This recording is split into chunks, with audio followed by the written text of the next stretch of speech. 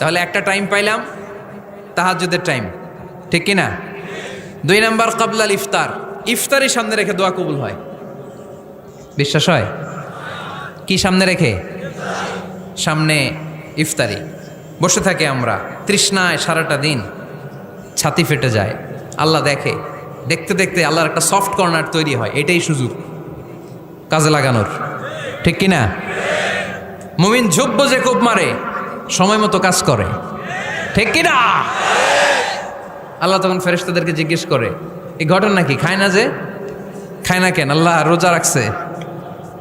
এগুলো কি? রো আফজা, পেঁয়াজ আলুর চপ, বেগুনি, মুরগির রান খায় না। খায় না কেন? ওরা যে ক্ষুধার্ত, আল্লাহ আপনার ভয়ে। তাই কি চায়? আল্লাহ আপনার কাছে ক্ষমা চায়, ক্ষমা চায়। আল্লাহ রহমতের দরিয়ায় জোশ খেলে যায়। আল্লাহ তখন বলে, আমারে দেখছে নাকি ওরা? ফেরেশতারা বলে, না দেখে নাই। আমার জান্নাত জাহান্নাম দেখেছে? না দেখে নাই। আমারে না দেখে, জান্নাত জাহান্নাম না দেখে আমার এত ভয় করে? যাও, আজকের এই রোজার বিনিময়ে এখন বান্দা যা চাইবে সব কবুল করে নেব। তাহলে তাহাজ্জুদের সময় ইফতারির আগে, বাইনাল আযানি ওয়াল ইকামা, আযান ইকামতের মাঝখানে দোয়া কবুল হয়। এটা অনেকে জানে না। ফরিদপুরের ভাইয়েরা মাশাআল্লাহ, যারা জানেন খুব ভালো, আর যারা জানেন